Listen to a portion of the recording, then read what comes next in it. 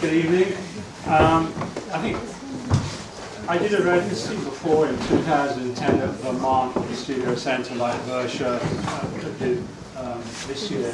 And I think what you learn is that every residency is different, totally different. And they have their different challenges, they have their different resources, different spaces, different languages, whatever, but they're very different experience. IBB in Curacao, when I went, I thought this really is a model for what we could have in Barbados. The way it is set up, it's part school, has artists in residence, it supports its artists, its students when they come back to Curacao. Usually they go and study in the Netherlands. It has a gallery, and it's in the grounds of a psychiatric hospital, which helps. And you know, they do projects with the hospital. They're taking over a lot of old buildings. They're expanding all the time. They get all their funding from the Netherlands through the Mondrian Foundation, other things, and they offer artists in residencies, both for Versha and I, and they also for longer residencies for artists from the Netherlands.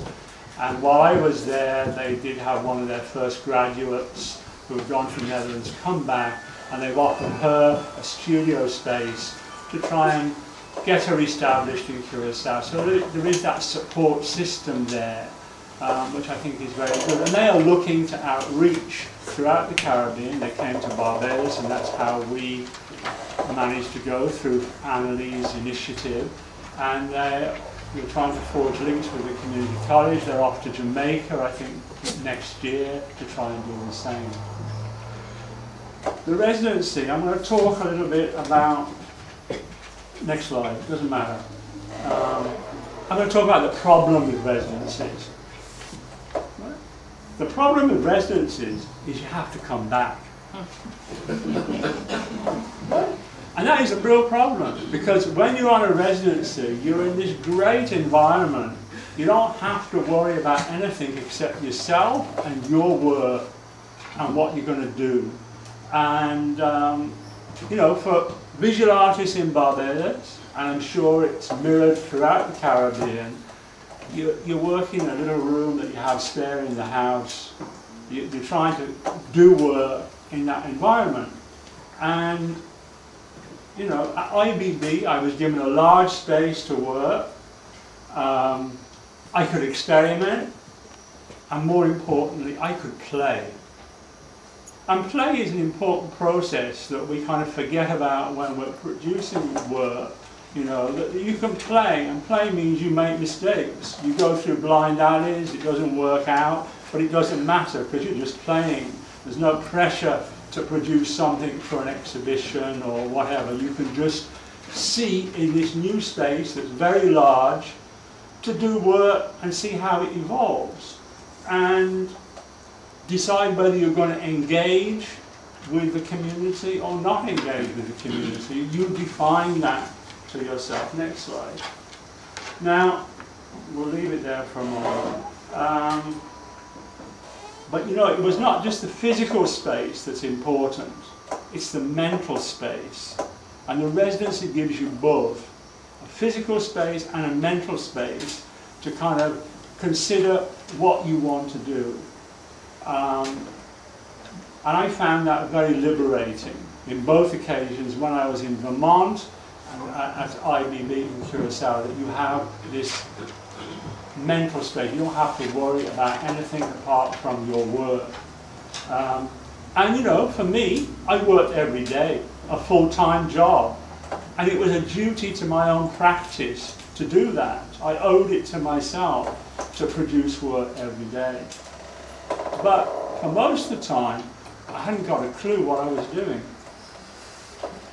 And, you know, I'm not one of those artists that has it all mapped out in a little book and there's a sequence of things you follow. And again, in a residency, that's great. So I started, similar to it was funny that Mark goes on about origami, I started making origami books. And I first came across making origami boats in 2010 in Vermont. 2 little tiny 5-inch boats that were in a collage. And I forgot all about them. And then suddenly, boats came back in my mind, and I started making them. But I didn't really know how it was going to develop. And these boats, I call them boats, nesting boats, are about 9 feet long, and they're made of newspaper, Dutch newspaper, stuck together in huge sheets. So I had this huge space, so I could do that, and I wanted to do that. And there were three of these large boats, which I think we saw in the previous slide. Can we go back to that? There they are. So each one of those is about 9 feet long, so you can see how big the space is. And I was particularly interested in this language which was excluding me. It was an exclusion language. It was Dutch. I don't speak Dutch, and for the most part, people did not make a tremendous effort to speak English, although they could speak English. So you were kind of often on your own, so to speak. Next slide. Let's skip that one. I also am making smaller versions of boats. This is like about 40 inches tall, using, as was in the other one on the floor, Dutch African cloth, wax resist cloth that is marketed all over the world as African fabric. And I'm seeing the boats in all sorts of layers of interpretation, and one of them is the kind of of slavery, of it's like slaves in a boat huddled to, squashed together, and this is kind of almost a metaphor for that, as well as other things. There are many, many ideas going on in the work. But I don't want to go too much about the work. I really want to talk about the residency and what it allowed me to do, because I was really excited about this work. And next slide. This led to taking the boats onto the Queen Emma Bridge. And this is this huge pontoon bridge that opens.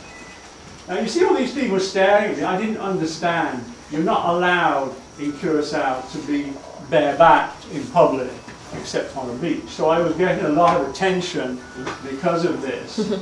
And little did I know at the time, we just finished in time because the pontoon bridge was starting to open again when we just almost finished. And I took these boats to different situations, but I particularly like this one. Next slide. And you can go through these slides fairly quickly. It was a very liberating experience doing this, to do a performance without having had a few drinks or something. You're quite sober and you decide to do this performance. And it was, got a lot of attention. I think it's the video now. Yeah. It's the short videos.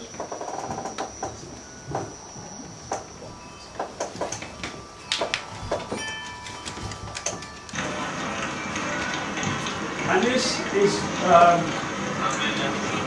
Papiamento for "This is not my land, is not my island." And the next clip.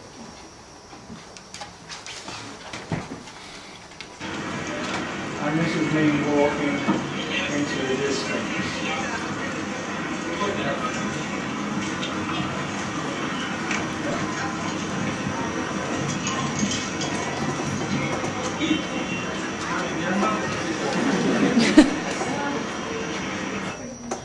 And for me, the real challenge of the residency is to maintain that state of mind when you come back, and that discipline to continue working and to keep the mental clarity that you had on the residency.